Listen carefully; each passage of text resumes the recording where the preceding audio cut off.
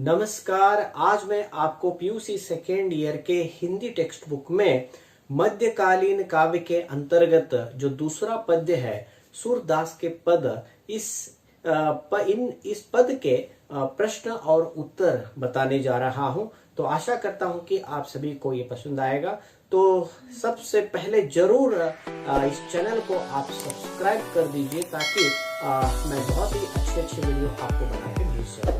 तो चलिए सूरदास के पद के अंतर्गत आने वाले 1 अंक के प्रश्नों के उत्तर मैं आपको बताता जाऊंगा और यहाँ पर मैं दिखाता भी जाऊंगा, तो उनको आप आसानी से देखकर या सुनकर लिख सकते हैं। तो सबसे पहला प्रश्न यानी 1 अंक के लिए आने वाला पहला प्रश्न इस प्रकार है कि अपने आप को कौन भाग्यशालिनी समझ रही है। अपने आप को गोपिकाएं भाग्यशालिनी समझ रही हैं। अपने आप को गोपिकाएं भाग्यशालिनी समझ रही हैं। तो दूसरा प्रश्न 1 अंक के लिए, गोपिकाएं किसे संबोधित करते हुए बातें कर रही हैं। गोपिकाएं किसे संबोधित करते हुए बातें कर रही हैं। गोपिकाएं उद्धव को संबोधित करते हुए बातें कर रही हैं। गोपिकाएं उद्धव को संबोधित करते हुए बातें कर रही हैं। तो तीसरा प्रश्न है 1 अंक के लिए, श्री कृष्ण के कान में किस आकार का कुंडल है। श्री कृष्ण के कान में मकराकृत कुंडल है। श्री कृष्ण के कान में मकराकृत कुंडल है। और उसके बाद 4वां प्रश्न 4th क्वेश्चन, वाणी कहाँ रह गई। वाणी मुख में ही रह गई। वाणी मुख में ही रह गई। और उसके बाद 5वां प्रश्न, कौन अंतर की बात जानने वाले हैं। प्रभु श्री कृष्ण अंतर की बात जानने वाले हैं। प्रभु श्री कृष्ण अंतर की बात जानने वाले हैं। उसके बाद आपको मैं बता दूं 6th प्रश्न 1 अंक के लिए यह रहा, श्री कृष्ण के अनुसार किसने सब माखन खा लिया। श्री कृष्ण के अनुसार सखाओं ने सब माखन खा लिया। श्री कृष्ण के अनुसार सखाओं ने सब माखन खा लिया। और उसके बाद 7वां प्रश्न 1 अंक के लिए आने वाला यह आखिरी प्रश्न है। तो 7th प्रश्न, सूरदास किसकी शोभा पर बलि जाते हैं। सूरदास किसकी शोभा पर बलि जाते हैं। सूरदास कृष्ण और गोपी की शोभा पर बलि जाते हैं। सूरदास कृष्ण और गोपी की शोभा पर बलि जाते हैं।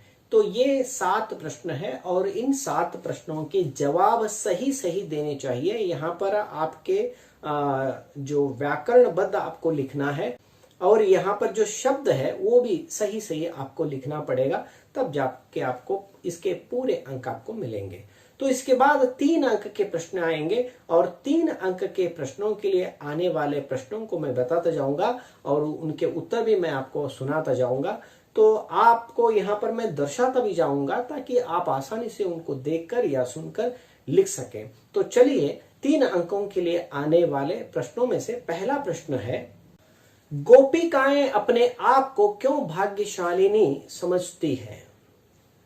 3 अंक के लिए पहला प्रश्न, गोपिकाएं अपने आप को क्यों भाग्यशालिनी समझती हैं।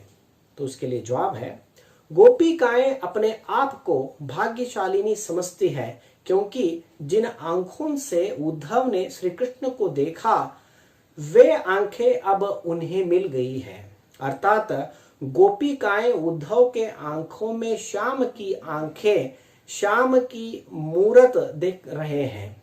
जैसे हवा सुगंध को लेकर आती है वैसे ही उद्धव को देखकर उन्हें अत्यधिक आनंद का महसूस होता है।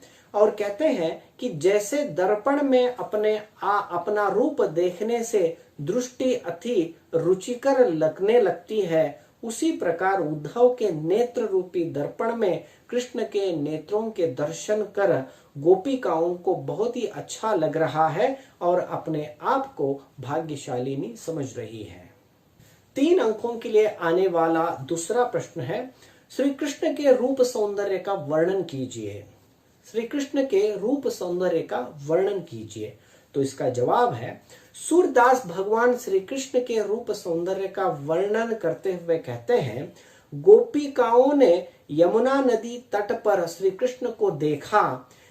वे मोर मुकुट पहने हुए हैं, कानों में मकराकृत कुंडल उन्होंने पहना हुआ है, पीले वस्त्र उन्होंने पहने हुए हैं और उनके तन पर चंदन का लेप है।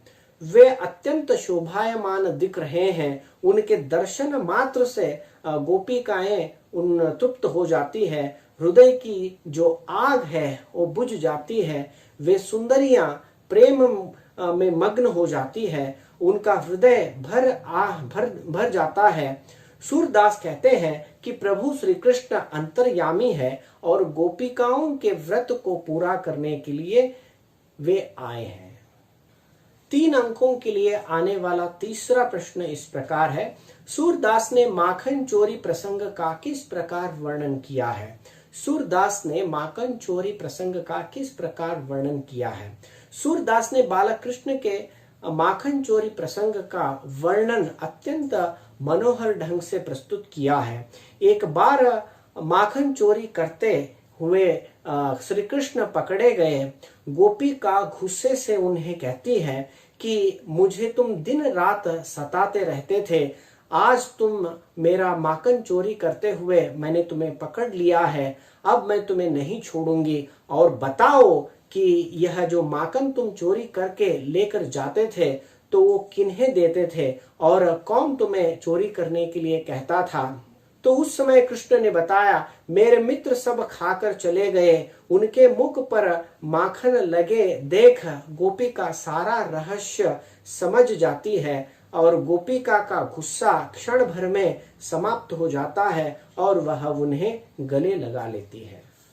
और इन प्रश्नों के बाद आपके सामने आएगा ससंदर्भ भाव स्पष्ट कीजिए। तो ससंदर्भ भाव स्पष्ट कीजिए का जो प्रश्न है वो इस प्रकार है, उद्धव हम आजू भई बड़भागी, जिन अखियन तुम श्याम बिलोखे ते अखिया हम लागी। जैसे सुमन बास ले आवत पवन मधुप अनुरागी, अति आनंद होत है तैसे अंग अंग सुख रागी। इसका उत्तर है, सबसे पहले प्रसंग, आप प्रसंग करके हेडिंग लिख दीजिए और उसके सामने लिखिए, प्रस्तुत पद्यांश हमारी पाठ्य पुस्तक साहित्य गौरव के सूरदास के पद से लिया गया है, जिसके रचयिता सूरदास है। प्रस्तुत पद में गोपियां उद्धव को संबोधित करती हुई कहती है कि हे उद्धव, आज हम स्वयं को बहुत भाग्यशाली मान रहे हैं, क्योंकि जो आंखें हमारे प्यारे कृष्ण के दर्शन करके आई हैं, उन्हीं आंखों के दर्शन हमें मिल गए हैं। तो ये संदर्भ है। इसके बाद भाव स्पष्टीकरण सूरदास ने भ्रमर गीत में ब्रज की गोपिकाओं की विरह व्यथा का बहुत ही मार्मिक ढंग से वर्णन किया है। श्री कृष्ण कंस को मारने मथुरा गए, लेकिन बहुत दिनों तक वापस ब्रज नहीं आए। यहाँ श्री कृष्ण के बिना गोपिकाएं बहुत ही उदास थी। वे कृष्ण की राह देखती थी। श्री कृष्ण अपने सखा उद्धव को ब्रज के बारे में जानने के लिए भेजते हैं। उद्धव से गोपिकाएं कहती हैं, आज हम बहुत ही भाग्यशालिनी बन गई है।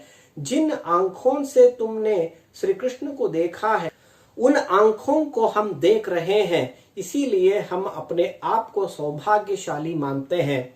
जैसे फूल सुगंध ले आता है हवा प्यारे भौरे को, वैसे ही हमें श्री कृष्ण का संदेश मिल गया है। श्री कृष्ण के बारे में सुनकर बहुत ही आनंद हो रहा है और हमारे अंग अंग में सुख का अनुभव हो रहा है, नहीं तो हमारा विरह व्यथा जीना मुश्किल हो जाता। तो यह भाव स्पष्टीकरण है। और इसके बाद आपको विशेषताओं के अंतर्गत, इस काव्य के अंतर्गत आपको क्या विशेष लगता है, क्या आपको समझ में आया है, यह आपको खुद लिखना पड़ेगा ताकि आपका उत्तर और भी सुंदर बन जाए। यह अंग मैं इसीलिए छोड़ रहा हूं क्योंकि आपका थोड़ा बहुत प्रयत्न इसमें होना चाहिए, वरना आप सिर्फ अगर मेरे कहने पर लिख देंगे तो आप इसमें यानी पूरी तरह समझ नहीं पाएंगे। यानी जिस प्रकार मैं कहता जाता हूं अगर उसी प्रकार आप लिखते जाएंगे तो आपके लिए यह कुछ भी उपयोगी नहीं होगा। तो इसीलिए मैं चाहता हूं कि आप इसे पढ़कर जानने की कोशिश कीजिए, तब जाके आपको इसकी विशेषताएं पता चलती हैं। तो यह वीडियो आशा करता हूं कि आपको पसंद आया है, और यह सुनने के लिए और देखने के लिए आप सभी को धन्यवाद।